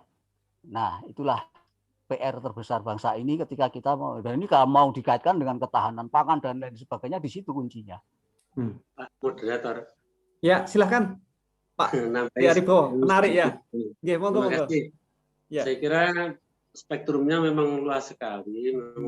Suatu ketika harus kita batasi karena kita masih gagap juga sebenarnya. Istilahnya saya kira bukan goodwill tapi political will, karena goodwill itu sudah jadi istilah akuntansi. Maksudnya gini, jadi jebakan pragmatisme itu kan sudah dimakan oleh bangsa kita kan gitu. Pada saat dulu digoda merkantilisme tahun abad ke-18 itu, nenek moyang kita tuh piawai mengolahnya, jadi tidak terjebak ke pragmatisme. Tapi sekarang kan beda ceritanya. Jadi pada saat saya tadi cerita bahwa pola tanam masyarakat kita itu sudah bergeser dari subsistensi ke industri. Bayangkan gini, menanam kacang panjang itu dulu hanya ditujukan untuk di sayur sendiri kan gitu, namanya subsistensi. Nanam padi juga gitu. Menanam padi untuk dimakan sendiri, turah-turahnya disimpan di lumbung, turah-turahnya lagi dijual kan gitu. Dan itu sudah dicontoni bahwa abad 18 itu siapa yang menanam padinya sukses, dia bisa naik gaji kan gitu. Tapi sekarang kan tidak. Sekarang itu orang menanam kacang, menanam melon apalagi nggak ada pakemnya menanam melon itu. Ya. Kan nggak ada di primbon itu melon itu. Apalagi tanaman cherry, stroberi kan nggak ada. Nah, sekarang sudah berubah. Karena apa ya, itu tadi jebakan pragmatisme itu sudah masuk ke pola pemikiran bangsa kita. Nah, itu saya kira yang perlu diantisipasi itu. Dan saya kira gini, pragmatisme sebenarnya lebih gampang, nggak serumit nenek moyang kita dulu kan itu. Jangan dibilang teknologi kuno dan sebagainya. Orang Barat justru yang mengagumi bahwa sistem pertanian kita tuh paling rumit di dunia. Gitu. Bayangkan ya, beras yang dimakan orang di seluruh dunia itu hanya ada 2 varietas, Japonica sama Javanica. Itu artinya apa? Itu padi kita tuh sudah diakui sejak abad ke-18 oleh para ahli Barat. Gitu. Termasuk pola itu institusionalisasi bernama mitos itu, bahwa orang menanam padi sama dengan bersembahyang, memuja sesuatu, misalnya Laksmi, Dewi Sri, Wisnu dan sebagainya. Itu luar biasa, orang Barat bingung itu. mana ada sistem seperti itu dan dipatuhi oleh seluruh masyarakat Indonesia kan itu. Jadi bayangkan ya, karena padi itu dipundi-pundi, itu higienitasnya nomor 1 kan itu. Untuk dilangkai misalnya, harus disimpan di tempat terhormat. Itu kalau masuk ISO 14000 itu tertinggi itu namanya. Stratanya tertinggi. Itu bukan ilmu kuno, itu ilmu sangat modern. Orang Barat yang gumen dan kita justru yang meninggalkan. Mestinya pemerintah nggak ditutup matanya. Rakyat mestinya dikenalkan dengan ilmu-ilmu canggih seperti itu, bukan orang Barat yang ambil kan gitu. Nah, alat itu yang kita ambil dari Barat, itu misalnya digitalisasi misalnya, itu hanya menyederhanakan, polanya sama, jangan dibalik kan tuh. Orang Barat dulu mengikuti kita, sekarang kita disuruh mengikuti Barat, kan balik itu. Iya. Orang Barat itu memuja orang Jawa, jangan dikira. Teknologi pada perang pun pada waktu sentral mengalahkan sekutu itu mereka pakai caranya Panembahan Senopati. Mereka baru ngaku kan gitu. Baru ngaku kemarin. Kemudian setelah ISO 14000 kan ada Jepang menerapkan manajemen baru itu. Mereka baru ngaku bahwa mereka tuh ngambil dari ilmunya Ki Hajar Dewantara kan itu. Mereka baru ngaku. Lah kita sekarang suruh ngikutin mereka, kualik itu. Nah itu yang penyadaran seperti itu penting, dan itu saya kira itu pekerjaan kita karena itu orang budaya terutama yang lebih berperan, dan itu yang dikatakan Mas itu hanya itu lapisan terluar, digitalisasi itu hanya lapisan terluar, polanya sama. Dan kalau kita mau lihat bahwa memang ada keajegan kayak gini, apakah setiap 100 tahun ada bencana virus misalnya? Iya, coba dilihat. 1620 ada bencana, 1720 ada bencana, 1820 ada bencana, 1920 bencana tapi mundur 9 tahun, jadi 1929 itu ada namanya Malaysia, namanya Black Thursday. Itu sama juga, itu seperti COVID sekarang dan umurnya lebih panjang. Bencana itu 10 tahun umurnya, kita baru 2 tahun kan. Sama itu 2020 ada lagi. Nanti setiap 100 tahun ada seperti itu terus. Dan kita sepertinya abai dengan itu. Ada keajekan-keajekan yang kita lupakan. Mas Parman benar bahwa ketidakteraturan dalam bingkai yang teratur. Itulah keteraturan sesungguhnya, dan kita abai dengan hal itu. Itu sebetulnya tugas kita, tugas orang filologi dan sebagainya, mengenalkan ada buku namanya ini bisa dikenal. Ini haknya masyarakat dunia, ini nggak hanya masyarakat Jawa, apalagi Indonesia kan. Ini haknya masyarakat dunia untuk mengetahui. Itu sangat ilmiah menurut orang Barat. Saya puluhan tahun jadi konsultan ISO 14000 dan tahu persis ini cara yang paling beradab justru cara orang Jawa dalam bertani kan gitu. Terima kasih, Mas. Ya, terima kasih Pak D. Ariwibowo. Wah, mantap sekali, tambah mantap kita ini. Sebelum saya sebelum saya bacakan untuk pertanyaan-pertanyaan yang lewat chat, mungkin ada yang mau menambah dulu ini tanggapan dari Pak Yan, Pak Dijideng, Pak D. Ari yang luar biasa ini. Ada tanggapan dulu? Mungkin sementara tidak, biar yang lain agar monggo. Ya, maksud saya yang menanggapi 3 ini tadi Pak D. Menarik. Yang lain monggo sebelum saya bacakan pertanyaan chat. Ya, ditunggu ini malah. Kalau boleh tanya, ngapunten. Ya, monggo Pak. Kalau tanya boleh, silakan. Kalau tanya boleh nggih? Silakan. Ya. Silakan. Pak Dijideng ngapunten. Monggo. Pun punten bika video awet ndak mufid. Nggih. Estu Nani agak putus-putus tuh.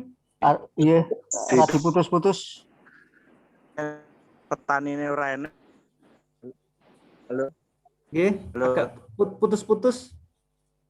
Kang Mas. Ini luar biasa.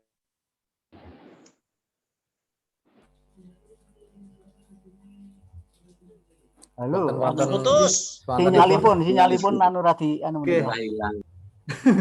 Ical melan. Sambil menunggu Pak Din, mungkin ini sambil menunggu Nih dari Mas Mahatma di Grobogan atau Jepara ini, kepareng ngletaken pranata mangsa menika anggadhahi wates keluasan geografis adhedhasar napa nggih? Awit kadosipun wonten tlatah Bali pranata mangsanipun benten kalian ingkang wonten Surakarta, Pak. Adhedhasar menapa menika, Pak? Nggih. Nggih, dados karena struktur geografis akan berpengaruh ya. Jadi mengapa pranata mangsa ini kayaknya memang lebih tepat diterapkan di Jawa. Jawa dan Bali pun sebenarnya perbedaan itu memang ada, tetapi sebenarnya tidak begitu signifikan. Perhitungan wuku juga hampir sama. Kalau di sini disebut pawukan, kalau di sana disebut warigo gitu. Nah, sebenarnya ini pun sebenarnya sangat terbuka. Artinya pranata mangsa ini sebuah sistem yang dinamis karena bahkan tingkat desa pun masing-masing desa punya tafsir-tafsir yang unik-unik kadang. Ada kreativitas di dalam menerapkan ini. Ya. Terutama di dalam memahami siklus-siklus ya. Misalnya tadi seperti diceritakan kalau per 100 tahun ada pandemi ya kan, ada wabah. Ada juga yang penelitian saya dulu ada setiap kalau nggak salah 15 tahun sekali atau apa itu misalnya hama tikus. Dan ketika paham tentang siklus, mereka tidak akan membabi buta memberantas. Nah ini kemudian dikaitkan dengan mitos Dewi Sri. Nah ini yang pernah saya pelajari di Jatipurno bahwa konon katanya di dalam dongengnya ada perjanjian antara tikus Jinoto dengan Dewi Sri bahwa ya surapopo kowe oleh mangan yang setengah. Nah, ternyata menurut kesaksian mereka dari hampir 10-an narasumber itu memberikan kesaksian yang sama, yang berusaha memberantas tikus, hama tikus itu justru habis benar padinya. Tetapi yang membiarkan itu paling tidak 50% dari tanamannya masih bisa panen. Uniknya ada di situ. Nah ini merupakan bagian dari pemahaman siklus sebagaimana yang dikehendaki dalam sistem pengetahuan pranata mangsa ini. Jadi itu ya. Jadi setiap daerah punya dongeng masing-masing dan punya sendiri-sendiri, itu bahkan setiap daerah ya. Apalagi ketika ini sebenarnya ini ancer-ancer lebih kepada memang lingkungan masyarakat Jawa, di mana seperti misalnya ini nggak mungkin diterapkan di daerah kutub misalnya, karena jelas struktur geografinya sudah sangat berbeda. Ya, misalnya kayak begitu. Jadi memang basicnya Jawa ya Pak ya. Ya. Ini ada pertanyaan lagi atau Mas Dwi siapa tadi? Silakan Pak Dwi. Silakan Pak Dwi, tadi di slide. Ngapunten. Tidak apa-apa. Silakan Pak Dwi. Niki gegojekan riyen Pak Dijrideng. Mbok menawi sekawan tahun apa gangsal tahun mulih mboten enten petani, mungkin mboten enten sing nyalonke kepala desa niki. Lalu kuwi mboten enten sing garap. Disadil kuwi. Saniki lungguhe dados pemancingan, Bapak. Nggih, ngapunten ngaten Pak De. Napa malih sedaya mawon niki pranata mangsa menika kala rumiyin. Lah kula nika kan 9 dasa dugi semanten niki, gegedene ngeten. Nah niki napa saged kagem nemtokake wedal salat utawi Idul Fitri. Lah menika kan enten to, nek wedal-wedal caket punika Idul Fitri menika entosi riyin wonten kalih malahan dongkala ngaten niku. Nah napa saged kala rumiyin cerita simbah-simbah ingkang kala rumiyin menika saged nemtokaken napa salat Idul Fitri. Nggih, napa lan salat 5 waktu ngaten. Salat 5 waktu. Menika kan subuhipun nggih benten melih boleh ngaten. Menika benten napa pripun ngaten, napa saged ngaten. Ngapunten. Menika bilih saking ngiring wetan menika mawi mirsani napa matahari menika medalipun radi mojok mangiwa radi ngalir sekedhik ngaten. Mawi enjing. Mbok bilih ngaten ngapunten.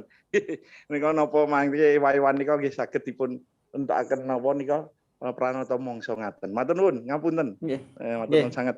Monggo Pak De, ini pertanyaannya menarik nih. Apa saged kangge napa nemtakaken wekdal salat? Miturut napa istilah Jawa niku sejauh pengetahuan.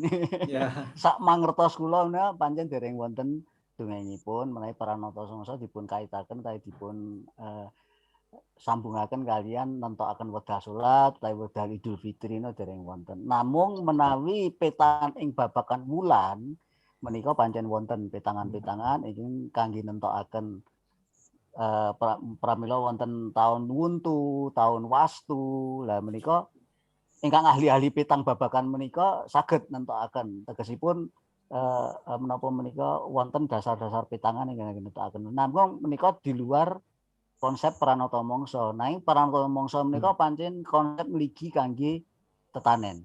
Datosipun wonten ing niku. Lebih kagem tetanen nggih. Nggih, menawi bab ewa-ewan srengenge pancen ngaten.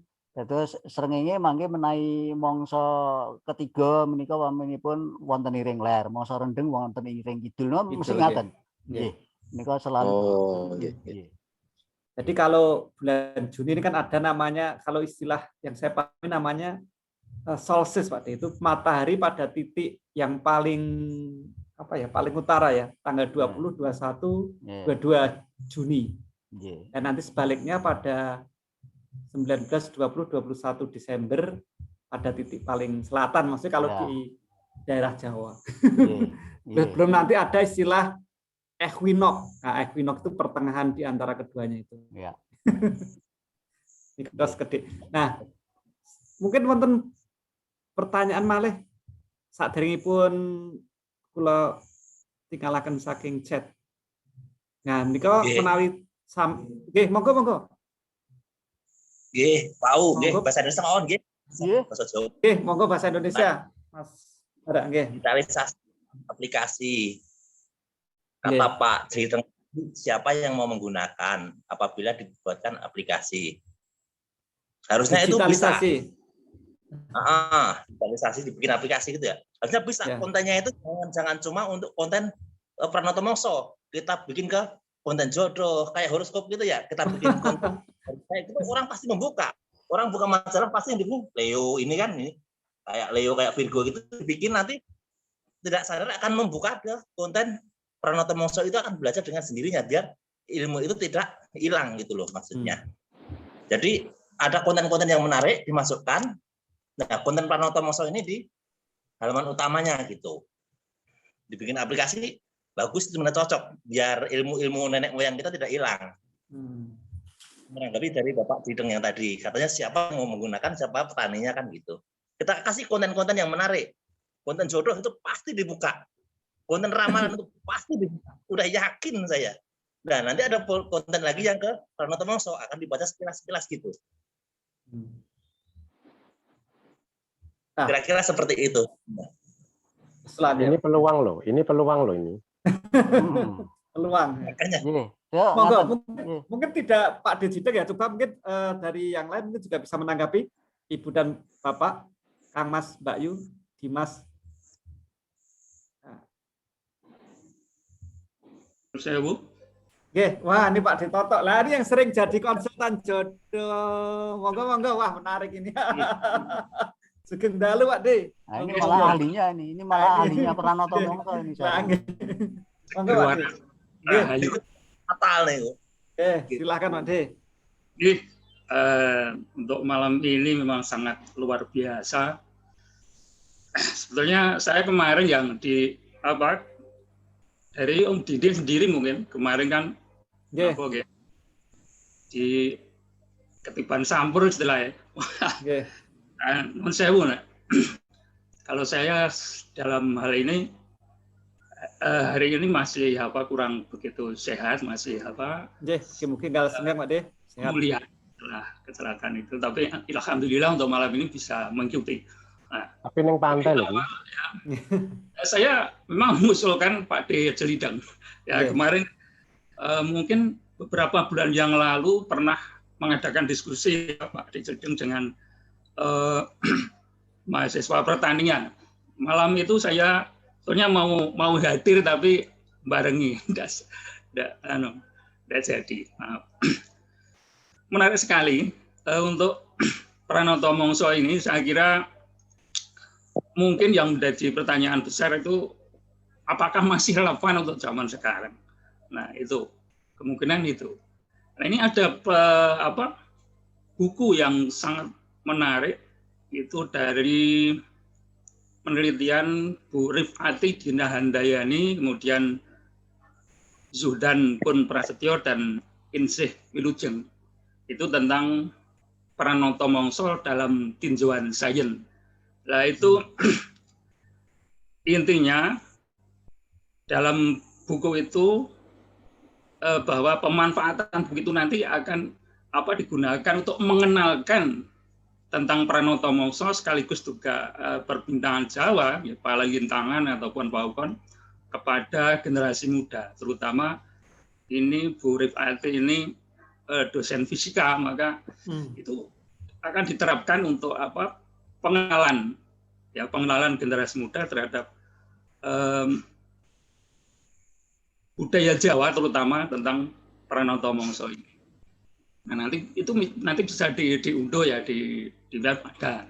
Terus 2018 yang lalu beliau datang ke Museum Ratu Pustaka untuk bertanya tentang referensi-referensi apa yang bisa digunakan dalam penelitian itu.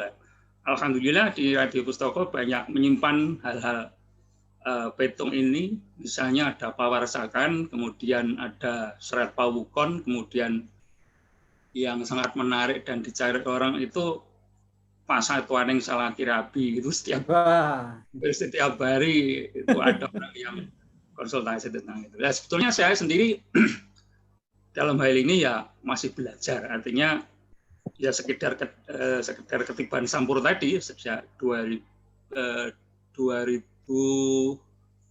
berapa itu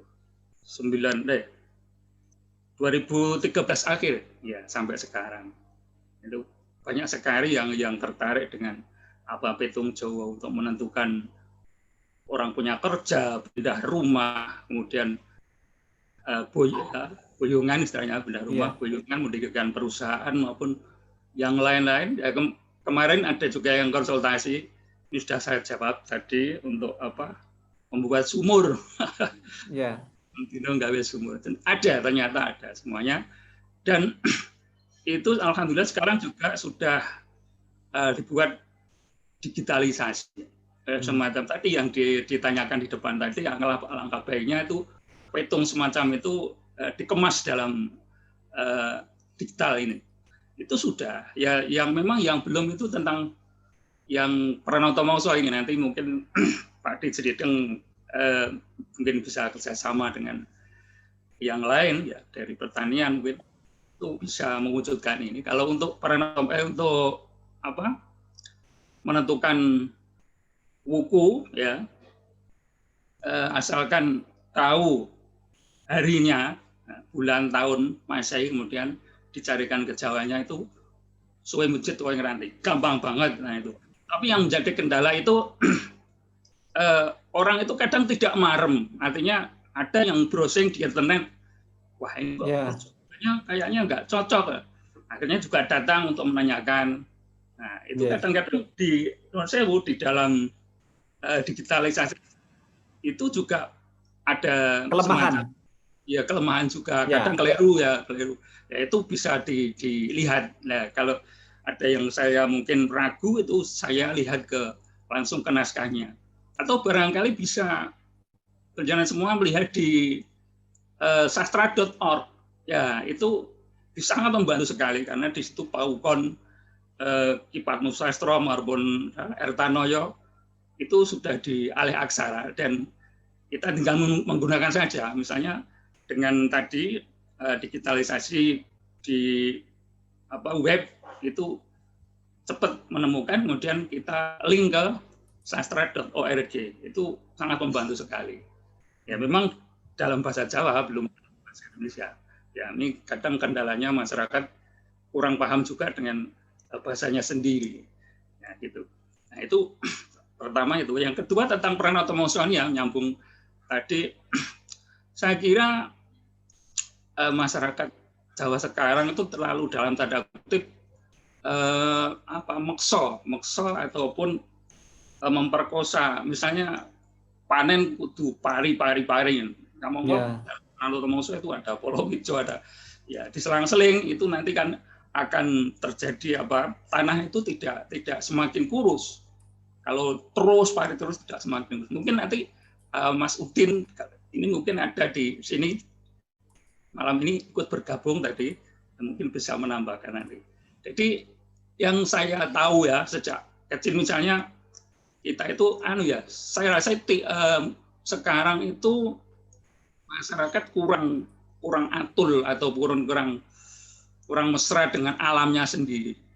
Opo-opo kudu disemprot untuk pestisida. Kalau zaman dulu tidak, misalnya ada semacam ritual yang saya masih ingat sekali dan melakukan juga pada waktu itu, misalnya setelah tanam itu ada, kalau di desa saya, di Blora saya ada ritual blowoi. Blowoi itu dengan jenang blowok, ya, ritual jenang blowok itu kemudian pas setelah tanam itu ibu-ibu ataupun bapak-bapak yang seorang petani itu ke sawah untuk membawa jenang blowok tadi ditepleke di leng-leng yuyu gitu, semua diberi. Nah, semacam itu, jadi tidak serta-merta terus disemprot nganggo pestisida tidak. Nah, ini kan nanti terjadi ketimpangan ketidakseimbangan ekosistem. Nah, saya kira ulo di pateni lah. Sekarang tikus kan banyak sekali. Nah, itu kurang mesra, kurang merangkul alam, kurang terjadi keseimbangan antara manusia dengan alam, saya kira. Nah, dengan adanya Pranoto Mongso ini mungkin kita bisa berintrospeksi kembali ke apa ya yang ditanamkan para pendahulu kita, para nenek moyang kita itu sebetulnya sudah sangat hebat sekali.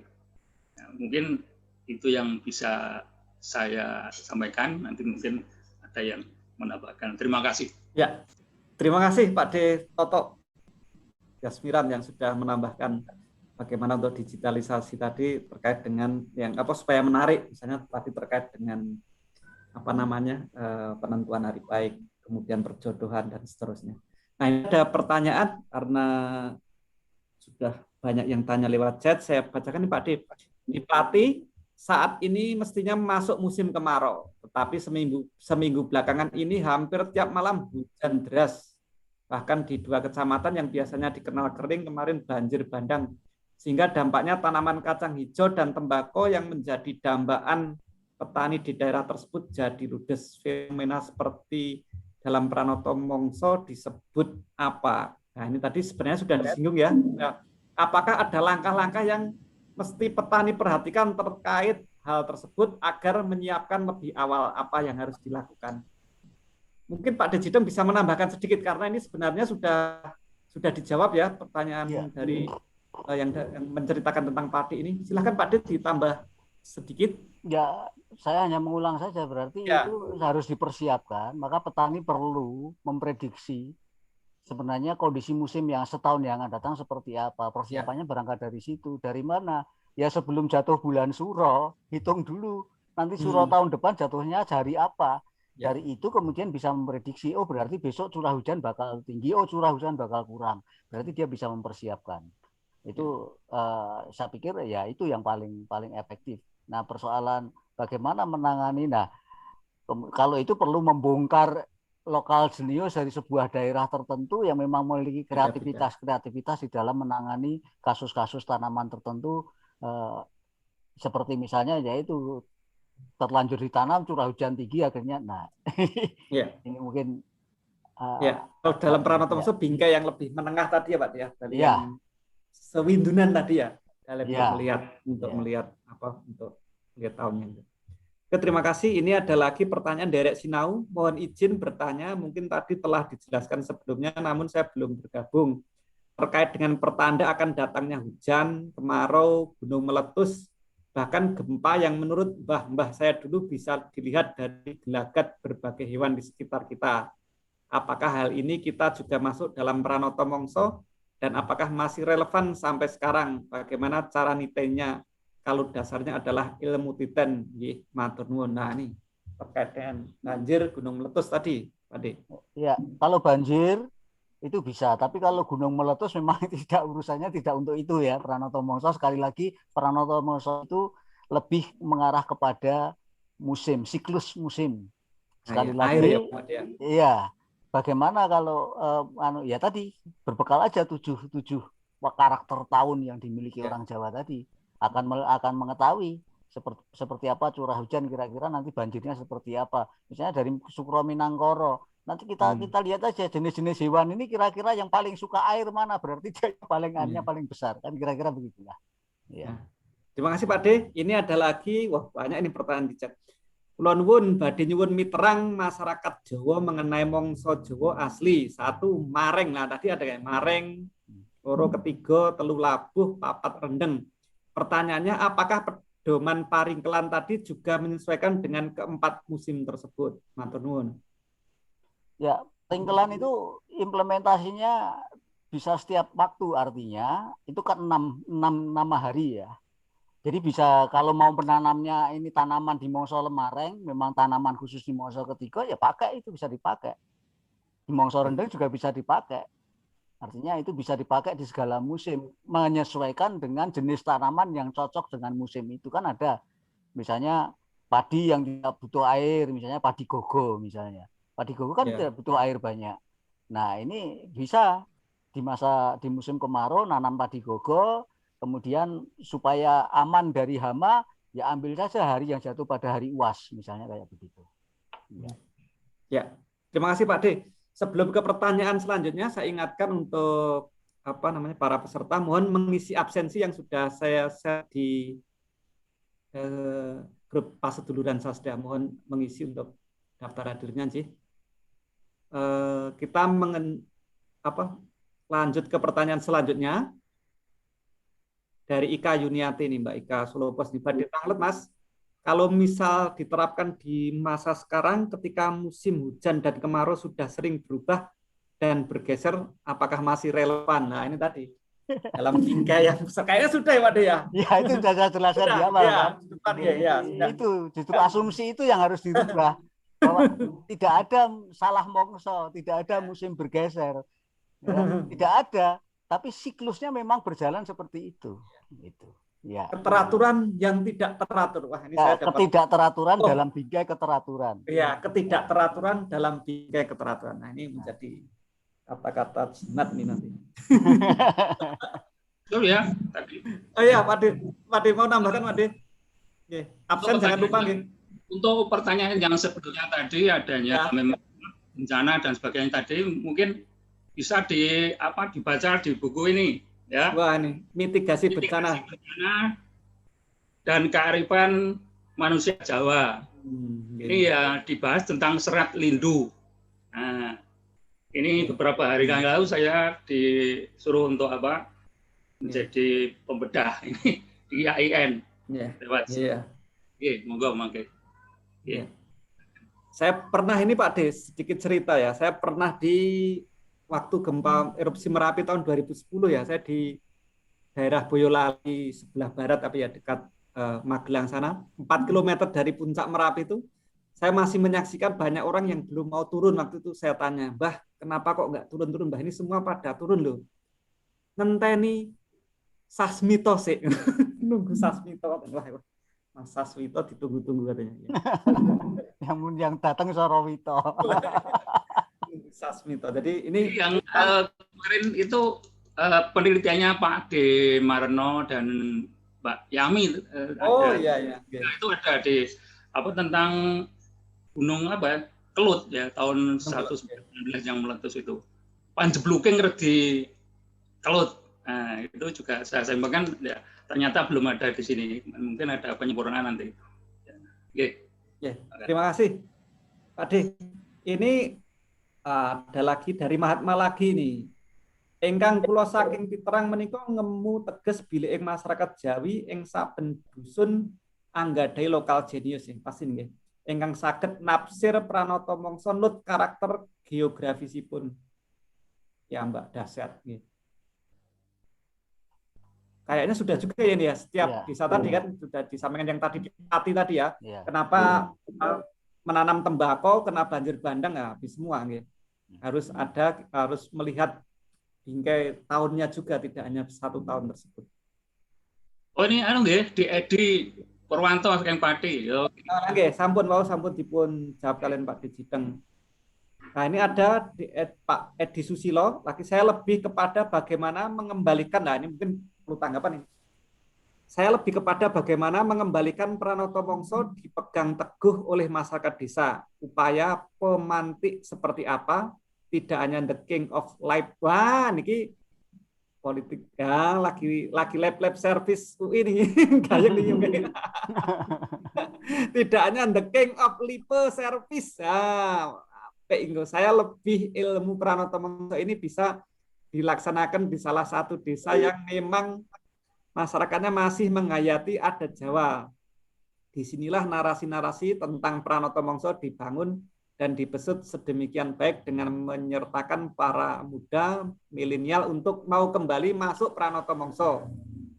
Masukkan Pranoto Mongso menjadi menu untuk membangun desa sebagai desa wisata yang kelak akan banyak dikunjungi untuk menikmati keindahan desa, hanya mengandalkan komunitas yang loyal untuk mengembalikan Pranoto Mongso kembali dihayati. Wah, ini kaitannya dengan lipe service yang lagi trending juga hari ini Pak D. Tadi sudah disinggung Pak D Ari Wibowo tentang itu ya, apa?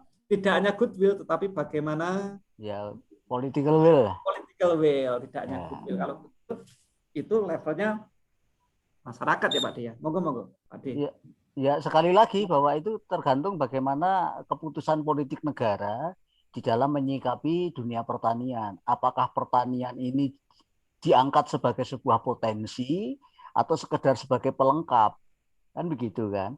Kalau diangkat potensi, kembali seperti di masa-masa akhir Soeharto bahwa kita mampu swasembada pangan, ya kan? Tapi sekarang terbukti kita tidak mampu. Padahal sawah masih luas, tenaga kerja semakin banyak, tetapi mampu tidak mampu. Ya karena memang tidak ada political will negara terhadap, dan ini ada permainan, ya maaf terpaksa agak melebar. Karena apa? Ada desain permainan dari importer pangan yang memanfaatkan kelumpuhan, ketidakmampuan produksi para petani di Indonesia. Jadi ada semacam desain kesengajaan juga petani tidak, dan itu sebuah desain yang gampang untuk mendesain itu kalau tingkat politik negara. Itu kan bagaimana produksi pupuk dihambat, bagaimana distribusi obat-obatan dan sebagainya dihambat, otomatis petani akan lumpuh. Nah itu. Nah, maka kemudian pertanian efeknya tadi akhirnya pertanian dianggap sebuah profesi yang tidak menjanjikan, sekaligus profesi yang tidak ada nilainya atau tidak ada prestisnya. Itu persoalan ya. Itu yang namanya jebakan pragmatisme ya.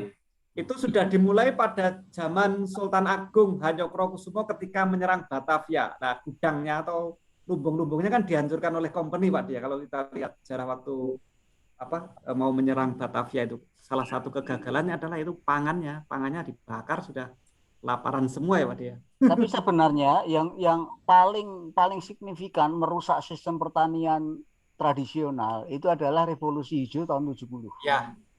Itu yang titik paling signifikan merusak sistem pertanian, karena kemudian terjadi penyeragaman bibit dan lain sebagainya. Akhirnya dampaknya sekian puluh bahkan sekian ratus bibit padi yang ada di Jawa itu punah semua.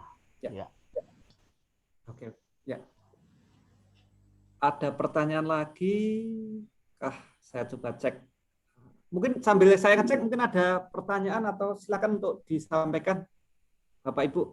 Pak Moderator. Silakan. Kalau sudah ke Green Revolution itu, revolusi hijau tahun 78 itu udah melebar begitu rupa, tuh kompleks sekali masalahnya.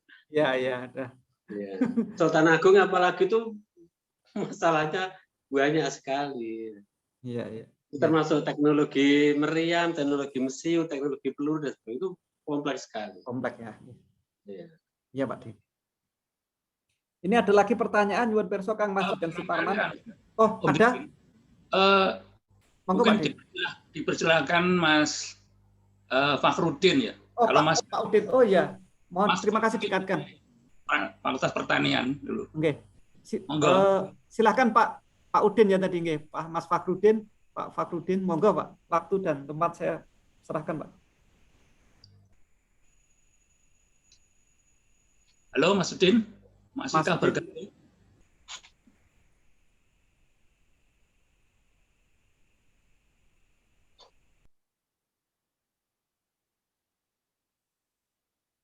Kayaknya ini persiapan pulang ke Sulawesi. Oh, atau di Japri dulu Pak, nanti Pak Ditoto, nanti kita beri waktu lagi. Oke, sambil menjawab lagi pertanyaan dari Pak Adi. Nyuwun pirsa Kang Mas jideng Paman kenging menapa tiyang Jawi sampun boten tepang mangsa aslinipun piyambak inggih menika apit lemah lan apit kayu. Kenging menapa kawentanipun malah dados mangsa desta lan sada nuwun. Salam saking Purbayan. Salerpun dalam panjenengan nuwun. Dari Purbayan Pak. Mangsa apit lemah lan apit kayu menika pertanyaan. Itu sebenarnya penamaan lokal ya. Jadi ada penamaan lokal yang itu memang dikenal oleh wilayah tertentu. Jadi ketika tidak di daerah lain tidak mengenal itu, karena itu memang penamaan lokal. Ya? Iya. Jadi ada setiap lokal ada penamaan tersendiri dan itu lazim. Yang saya katakan tadi ada dinamisasi di dalam tafsir terhadap Pranoto Mongso di setiap daerah. Gitu, ya.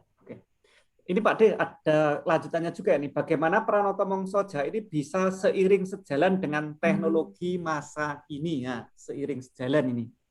Seharusnya seiring dan sejalan sekali seharusnya. Seharusnya karena apa? Karena kita tidak perlu bersusah payah melakukan penelitian lagi, ini sudah disediakan. Tinggal kemudian teknologi atau kemajuan pengetahuan tadi yang dimaksud Mas Ari tadi tidak mengkonfirmasi bahwa ini loh benar. Itu bukan menegasikan, justru mengkonfirmasi. Nah, kecenderungannya sekarang ini menegasi keberadaan Pranoto Mongso ini. Nah, itu yang terjadi secara sistem ilmu pengetahuan. Nah, artinya secara aplikasinya atau secara distribusi pengetahuannya terjadi fenomena semacam itu. Itu yang terjadi. Untuk bisa kembali ke sana ya sebenarnya sangat seiring sejalan, karena seperti ditegaskan Mas Ari tadi, wong ini ilmiah atau orang barat aja pada salut kagum ya terhadap kerumitan yang luar biasa. Artinya sistem yang semakin rumit sebenarnya sebuah jaminan akan sebuah keberhasilan, kan begitu. Ya. Jadi untuk ini Pranoto Mongso ini kan kok saya juga yakin Pak di Jepang sama Korea itu yang negara maju pasti juga mempunyai Pranoto Mongso yang mungkin berbeda ya, tapi pasti, dan saya yakin karena mereka punya tradisi yang begitu kuat sehingga dengan tradisinya itu mereka mampu mendunia. Nah, berbedanya kenapa si Jawa ini jadi tenggelam tidak seperti, karena kalau kita lihat sebenarnya kan kita itu kan sejajar ya dengan bangsa Asia seperti Jepang dan Korea mungkin Pak D. Ya itu tadi, karena kita ini seperti kalau Mas Ari bilang terjebak pragmatisme, dan itu bukan tanpa sebab karena ada desain. Kita memang bukan terjebak tapi memang dijebak, kan begitu kan, supaya kemudian daya kreatif kita, daya kita menjadi daya intelektual kita menjadi menurun. Maka dari itu kemudian sampai ada isu bahwa kita dijadikan bangsa konsumen, itu salah satunya kendala. Mengapa kemudian segala potensi lokal Indonesia ini semacam disumbat, dihabisin. Nah, inilah yang saya katakan tadi, bagaimana political will dari pemerintah, goodwill dari pemerintah untuk kemudian memproteksi lokal jenius ini atau kearifan lokal di seluruh Indonesia, bukan Jawa saja, di seluruh suku-suku Nusantara yang lain pasti punya juga kearifan yang sama. Itu ini yang kita harap kalau kita ingin kembali berdaulat. Bahkan saya sampai ngomong ke teman-teman mahasiswa, kalau Indonesia ingin merdeka, merdekakan dulu petani. Ya. Terlewat satu kayaknya. Ribon Pak Diari. Jadi kayaknya ada yang terlewat satu soal inovasi. Inovasi Pak Dia. Inovasi. Jadi mestinya generasi sekarang itu sudah mulai menyesuaikan dengan keadaan sekarang. Misalnya gini, di Jawa itu sebetulnya sudah punya teknologi cara bertanam padi 1 kali tanam dipanen 3 kali. Kan sebetulnya kita sudah punya.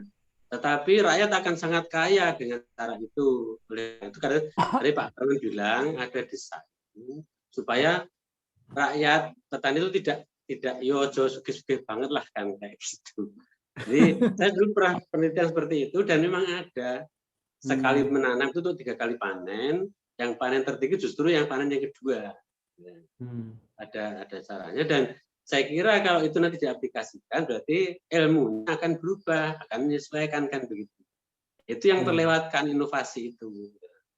Terima kasih, Mas. Ya, terima kasih Pak De Aribowo menambahkan ini tadi ya.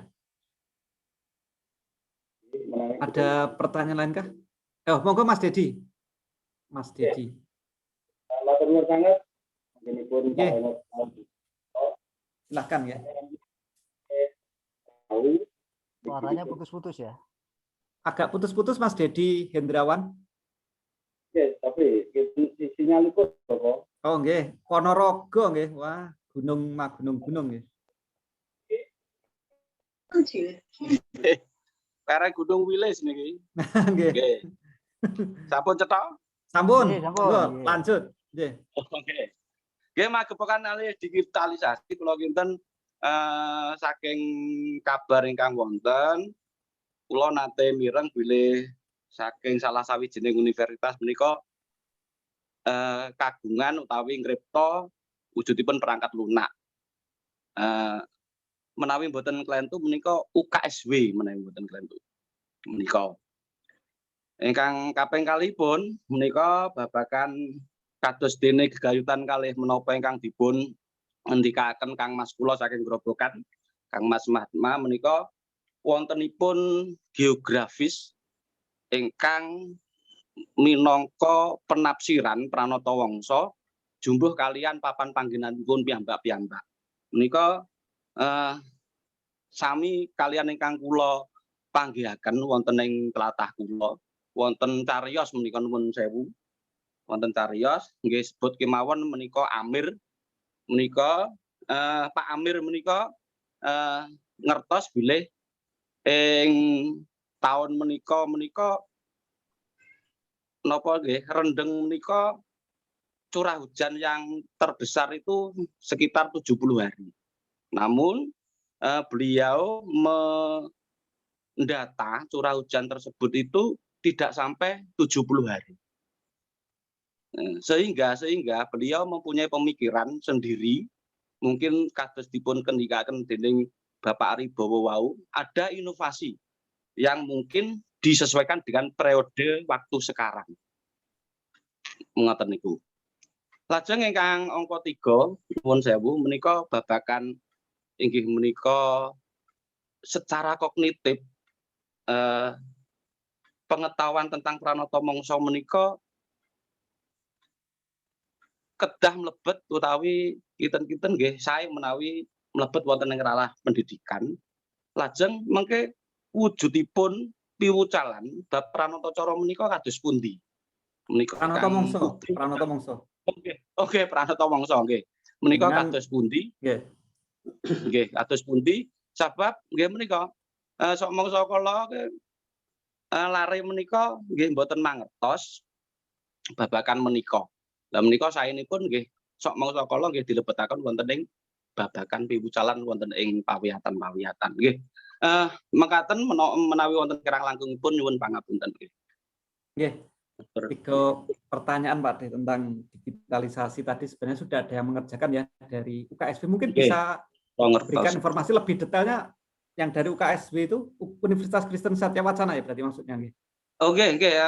Kula nate nggih maca wonten wonten perangkat lunak Pranata Wangsa sampun wonten. Nggih leres menika Mas. Perangkat lunak nika saged dipun nyuwun brosur dhateng Pak Bayu, mungkin itu dari Fakultas Pertanian yang dulu juga sering ke Radio Pustaka untuk iya. Jadi sudah ada semacam digitalisasi ya Pak tentang Pranata Mangsa ini oleh dari UKSW tadi. Terus kemudian ini Pak Dijideng tentang masalah apa namanya Pak? Ini kan juga nanti kalau kaitannya political will lagi ya. Jadi bagaimana sebenarnya ini termasuk nanti teman-teman para guru ini bagaimana memasukkan materi-materi Pranoto Mongso ini dalam apa namanya ranah pendidikan, kurikulum misalnya. Nah, itu sangat menarik. Nah, ini mungkin dari tanggapan dari teman-teman guru dulu atau gimana ini sebelum Ayo, saya jawab terutama. Monggo ini, jadi biar ada tanggapan dulu ini. Kayaknya usulan dari Mas Dedi Hendrawan ini menarik ini. Gimana ini teman-teman guru nih ya? Oh, gampang. Teman-teman Ya, guru. Mana ini ya? Terutama para guru-guru yang ikut apa menjadi pengurus MGMP ya. Monggo, silakan teman-teman, saya tunggu nih. MGMP, ayo. Tuh ya, ya, ini guru SMA 1 Karanganyar, monggo. Ya ini. Halo, saya mau tanya sebentar bisa ya? Iya Pak D, monggo Pak D. Oh iya, ini yang hubungannya dengan Pranoto Mongso. Untuk tahun ini tuh jatuh apa ya anunya? Namanya. Mimi. Hah? Mimi. Ini apa namanya? Sesuai nggak dengan kondisi cuaca sekarang? Ini banyak. Kan tahun Mimi itu dulu pas dari Kemis ya, tanggal 1 suruhnya itu. Tolong dijelaskan tahun Mimi itu apa? Lah itu Tandrane itu akeh udan lan barat. Nah, ternyata benar ya. Hujan dan banyak apa angin lesus saya nganggo puting beliung barang lesus wis iso. Berarti relevansi ya, apa sesuai ya? Ya. Iya, saya kira masih sesuai. Terus satu lagi, untuk kedepannya itu kira-kira jatuh apa? Tahun apa namanya? Besok itu dilihat tanggal 1 suronya ya Pak D. Iya, itu tanggal 10 Agustus 2021 itu di Selasa Pon. Selasa Pon apa? Jatuhnya apa? Anggoro Werjito. Nah, terus itu apa? Anggoro Werjito tahun cacing juga masih curah hujan tinggi. Masih curah hujan tinggi. Agus. Masih cocok. Jadi kan masyarakat awam jadi tahu gitu loh, maksudnya itu oh ternyata tahun seperti itu tuh cuacanya seperti ini sesuai, jadi relevan, jadi orang kaget